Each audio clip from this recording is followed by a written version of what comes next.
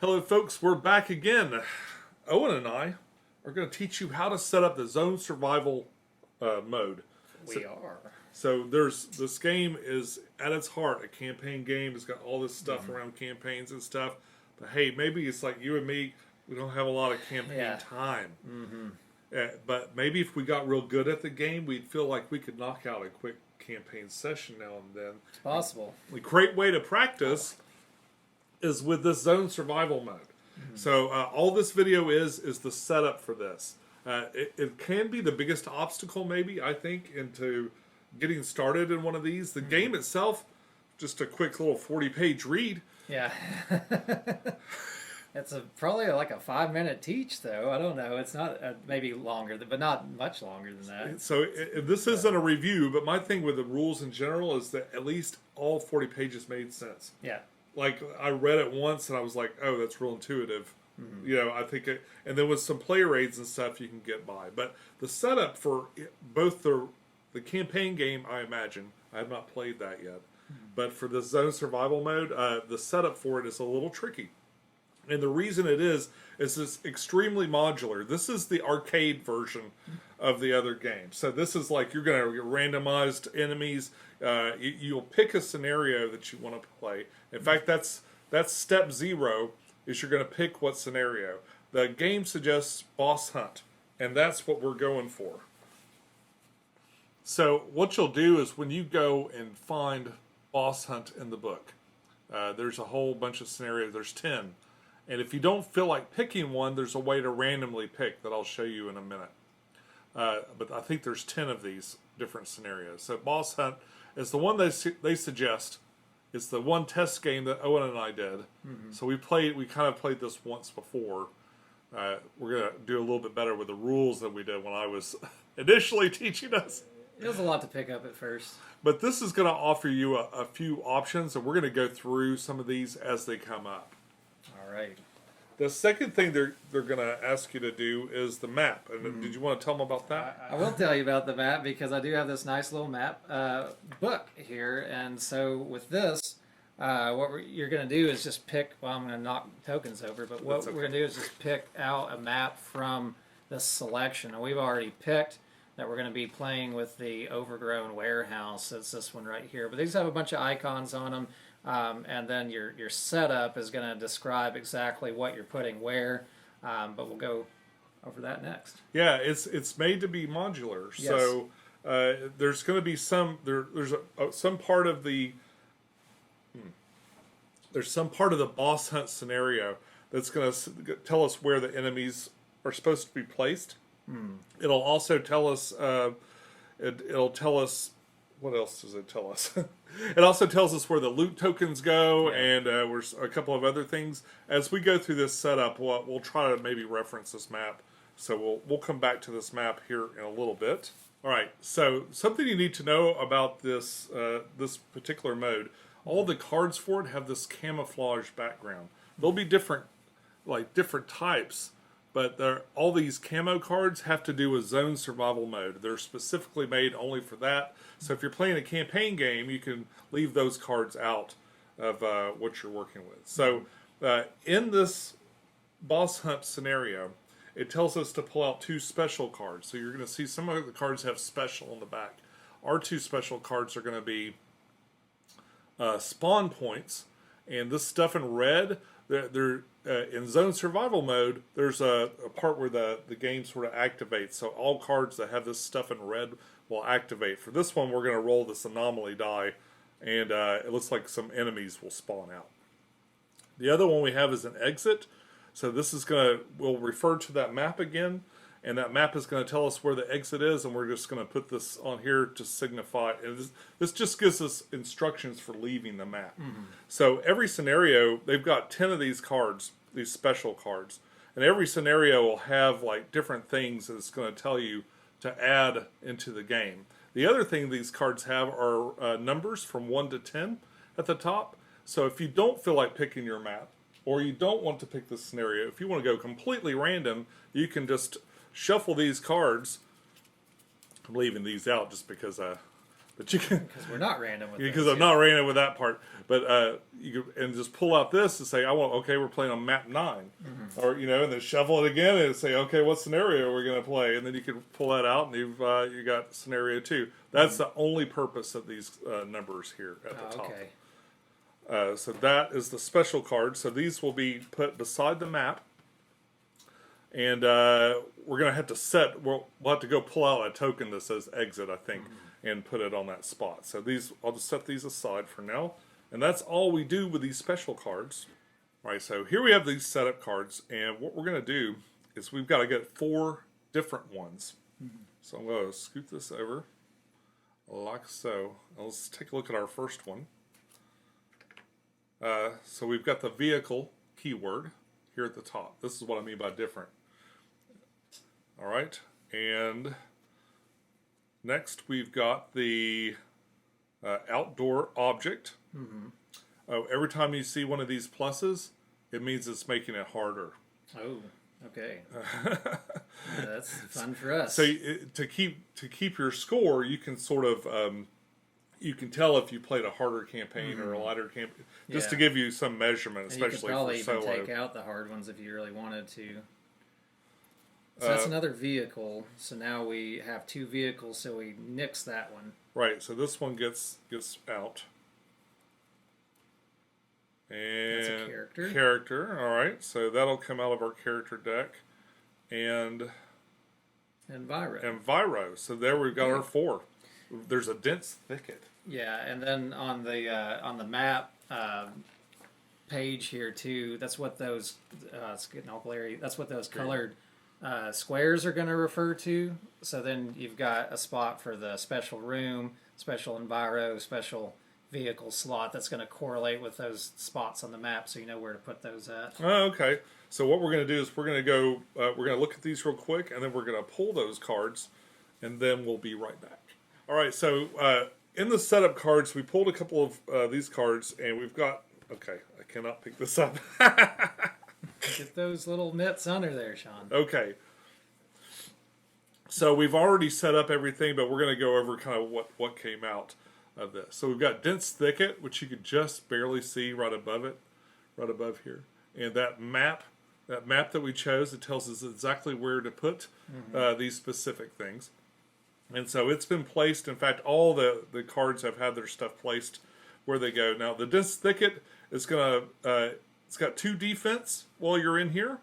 The downside is you can only see 1 square away. And it also has some effects on movement and stuff through here. So what we're going to do is you just take this card and you put it next to the board, and it's going to apply throughout the game. So that's just some extra rules that'll apply throughout the game. And maybe I don't know, where should we... I'll put this over here for a minute. Yeah, we'll remember to look at it once we get in there. All right. So the next one that we're doing is the excavator wreck. We might pull that out just a little bit where we can see where it's actually at. Yeah. So there's the card for it. And then how about if you tilt that camera down, you can look right at it. So the excavator wreck is going to be this actual excavator token over here. So it's like an old bucket machine or whatever you call that, a bucket loader. And so with that, we can interact with it. You can spend an action point, roll the main D10 die, and if you get the red 4s, you can each enemy on the mark space of the excavator wreck suffers a heavy wound. If a wall borders that space, you can place a hull token. So you can basically activate this bucket and hit stuff with it. Or you can try to rotate it by doing another action point. Again, rolling die for all these actions. You can try to start the vehicle, and if you get the 1 out of 10 on there, then you can go to a certain script. So I'm assuming that is actually getting it to start. Maybe then you can move it around. I don't know. We'll have to see. It lets us also discard bolts to re-roll when we go there as well. So that's pretty neat. We'll see if we can get to interact with that at some point. Yeah, well, the trick with some of these things is it's difficult to know if you'll ever even get exactly to the spot where you're able to interact. This card that we drew, allows us to pick a character from here. So we've randomly chosen a person off of there and we've got Pavlo. Pavlo's a guide. He's going to start over here with us. He's represented by this standee here. We're going to leave him flat so you can see him. Well, maybe see him a little bit because this map's kind of dark. Yeah, he's pretty dark too. He's dark and tiny, but he's following us. He's following us around, and we can ask him. We can use an action to try to get some advice, and he's going to allow us to look at the top card of the event deck, so he kind of give us a preview of what's about to happen. And he's going to add also to our fate trigger step. We're going to have to roll a die for him as well, or maybe I can't remember. We roll a die during the fate trigger step. Oh yeah. During the right at the end of our turn, there's this fate trigger step, and so maybe some interesting things will happen. It looks like he gets chased down and eaten. There's a script. There's the back of this book here. There are scripts. So it'll reference like read script blah blah blah, and then you'll kind of read the story of what happens when that happens. So just like the other card, he'll kind of go down here. I'm assuming he'll be in danger at some point. It has some instructions on this too for when the enemies arrive in there. He's got to like jump to a spot where they can't see him. So the last of our 4 cards is this defective heavy machine gun. It's starting to turn into Porky the Pig. So with this one, we have a spot on the map up here. You can kind of see it. But this is this is a machine gun, and it is pointing a specific direction. It has to go through one of the cardinal directions, and we can only fire it in that direction. But it's also jammed, so this thing's going to have this card is going to have a little X token that we've got to pull out still, but we're going to do that, and we can try to fix it. We got to hit the 3. I guess there's 3 faces, so we got to I got 30% chance exactly to hit that. But then once that's fixed, then we'll be able to use it. So there's going to be a script as well for this. Oh, there is. In order to shoot with the HMG, which I'm assuming is going to probably tell us how much damage and stuff it does. But there's not really too much point in looking at that unless you just want to know information ahead of time. We'll see if we actually fix it and see if it's even going to be functional. We'll just store that up there next to where it goes. But that's the last of the 4 of those setup token All right, spots. so we're ready for the next phase. Yes. All right, so for the next phase, we're going to draw anomalies. I'm drawing an anomaly. I'm just going to pick a random one out of here. Oh, man, it's the same one we had last time. All right, we're going to keep it. So Fruit Punch. Oh, Fruit Punch again. My old nemesis. What kind of fruit punch? So one thing you need to... this is what confused me the first time I played, and one thing I got wrong is that we've got to look right here. It's kind of hard to read. This says chemical. Chemical. Okay, so that's a specific type of anomaly that's going to have the shape of the overlays that we're going to put on the board. I'm trying to pick up this box. So page 42 spells out which overlays you use for different types. And this is a chemical one, so we're going to use 1, 4, and 12. That's all these little clear things, so we'll go through and find those exact ones from there. I had a lot of trouble because it would say use the appropriate anomaly things. And I swear I read this whole rule book, but I probably skipped this page because it's describing standees and stuff that I'm going to get to know through painting anyway. And I didn't even look at this. So this is a nice little hidden reference here at the end. We do have miniatures for these. So that's what I'm pulling out right now. Yeah, if you look right in the middle of these overlays, it'll tell you the number. So we've got 1, 4, and 12. I've already handed him 12. Here's 4. And then they have these little crosshairs to put them exactly over one of the squares on the map so you can line it up so it's going to be touching the correct area. I've already got 12 sitting out here, so it's going to be really faint to see on the camera, but it does fit directly in this spot, oriented exactly like that, so it'll show exactly where each one of these little icons is going to hit on the map. It is a little tricky to see on there. Where does the other one go? The next one is going to go up in this square right here, right next to that yellow one. Right here? Yeah, and so we're just kind of randomly selecting which of these anomalies, but the anomalies themselves are somewhat pre-selected based, again, off of that chemical anomaly that we're using.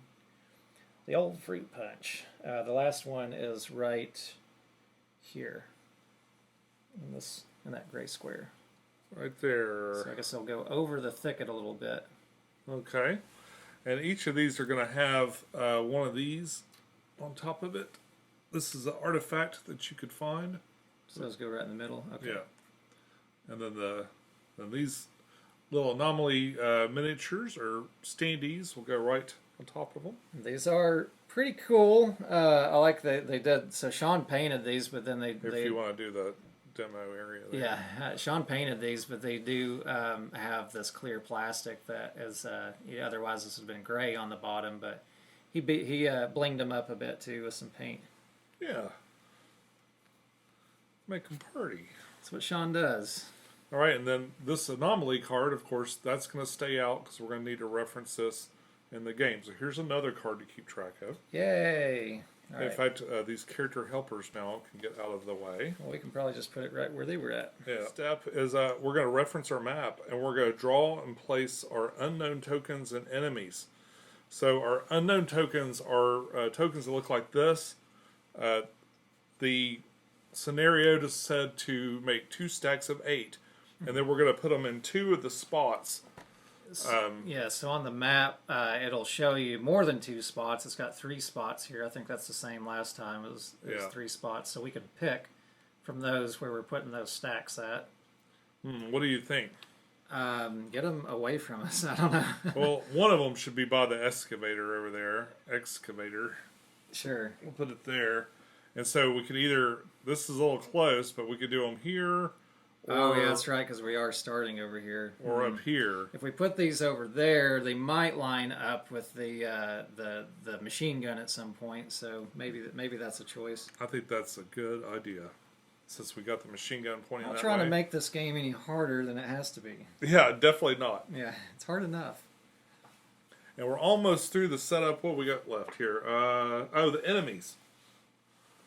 All right, so now for the enemy part, we're going to refer back to the scenario. And this scenario is saying for 2 stalkers, that's us. Ooh. 1, 2. We're going to get one of the 1 skull enemy, and it's going to be labeled green. We're going to get one of the 2 skull enemies that's going to be labeled red.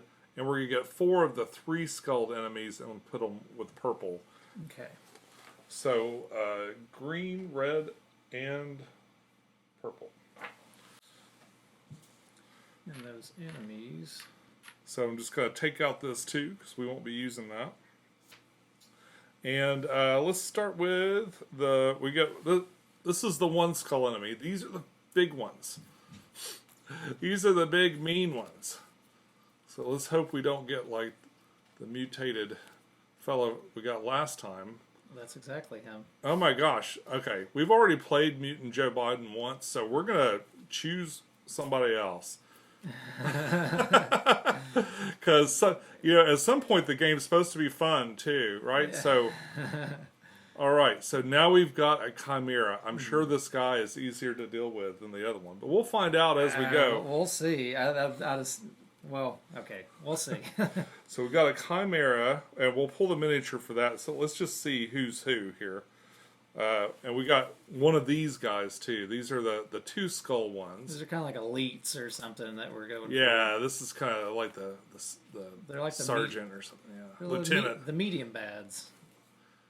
That is the exact same one we got before. We have literally drawn all of the cards from the last one. So I hate playing the same monsters twice, so we're going to pick somebody else. Anomaly doesn't matter as much, I don't think. But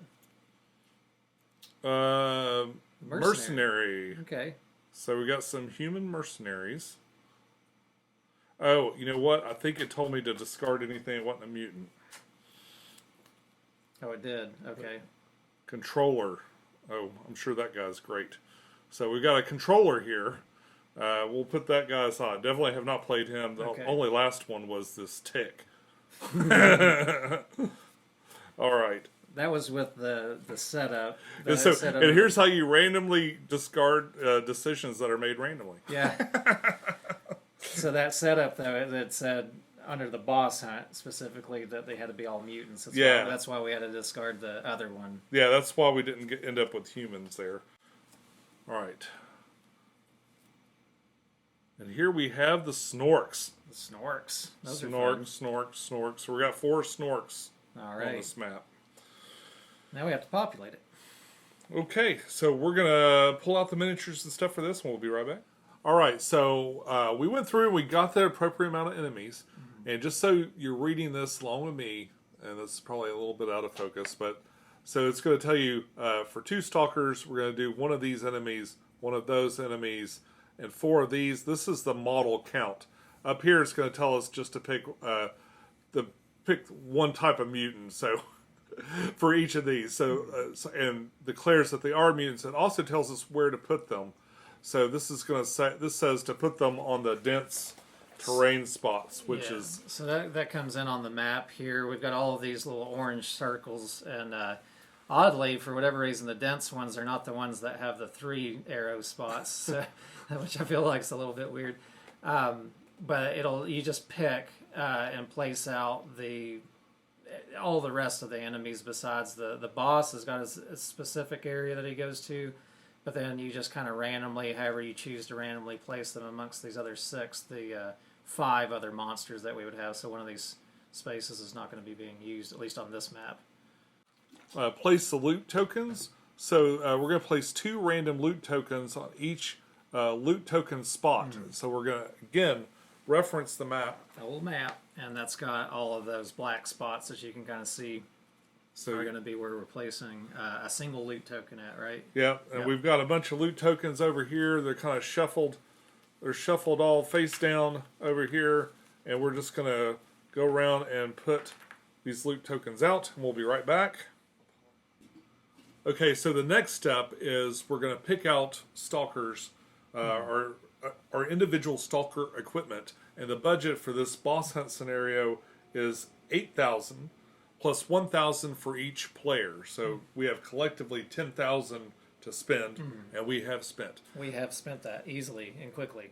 So when you do this, you must pick 1 set of armor. You do start with the leather jacket armor, I believe, is what might be mistaken on that, but that's what it seemed to indicate. And the other thing you get, you must pick a weapon. So you're going to have to pick a weapon. That'll be most of your money. Maybe you might get a real janky weapon and just want to sneak around. Yeah. I think we went the higher weapon route this time. It'll be all like smoke grenades and stuff, but you're gonna buy items or attachments or whatever you want. Equip yourself. You've got 10 grand between the 2 of you in a 2-player game. Yeah. The next thing you're gonna do is you're gonna take your stalkers and put them on the board. Our starting point is kind of right here at the end, of the map. So we're going there, and our little special standee fella is also going to be put there. Pavlo, as you'll remember from another step. The next thing you're going to want to be aware of is any special rules and stuff. In the case for this boss hunt, the special rule is that the spawn points are going to be placed onto the card for the bad guy, and so they'll just spawn off of him. And it also tells you what you've got to do to win. The objective of this scenario is to kill the guy and then escape out the exit. So it's not going to be easy, but we'll see. So we're about ready to play. There is something I want to point out that I tried to remember earlier, did not remember. So sometimes you'll see a plus, and sometimes you'll see a minus. For every plus you see, it's making the scenario a little bit easier. So you're supposed to subtract 1 point from your victory points or whatever. And then there's negative ones. Since we're yet to win one, I'm not really worried about how many points you get. So, no, I'm kind of happy to go with as many pluses as we can handle. So we ended up with what, 4 pluses on this. So this should be a good playthrough. We're already at -4. We are ready to play. I think the only thing I didn't mention is you're going to take your Geiger counter and set it to 0. But that's all set. And once you've got your armor and stuff, you're going to put all your stuff on your player boards.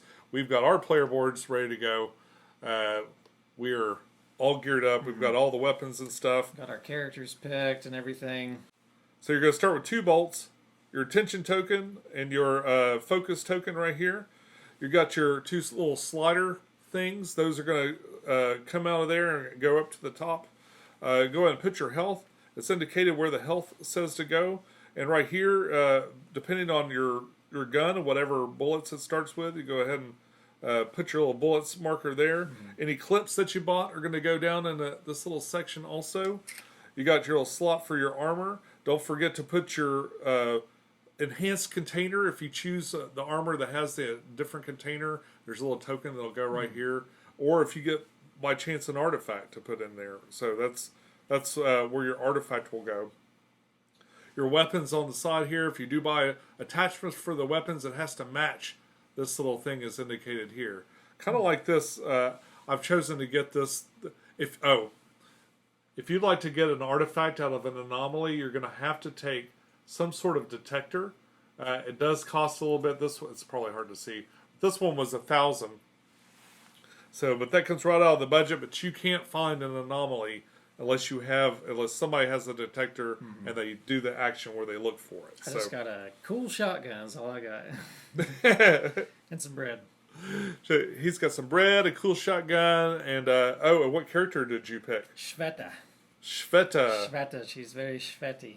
Shveta. I got Chort. He's a short man. Hey Chorty. He can dodge stuff. Yeah. He's so short. Chort. His default laugh is a chortle. What is a chortle? How does that go? I think it like. That will be his laugh. So if you'd like to see the playthrough for this, it's a separate video. You'll just have to tune in again. And we invite you to subscribe to our channels because we have delightful banter all the time about board games. Occasionally. So if you'd like to see that playthrough, though, when it arrives, it'll be right here. Over here, something YouTube thinks you'll like. We invite you to come back soon. Until next time, enjoy your games. We'll see you later.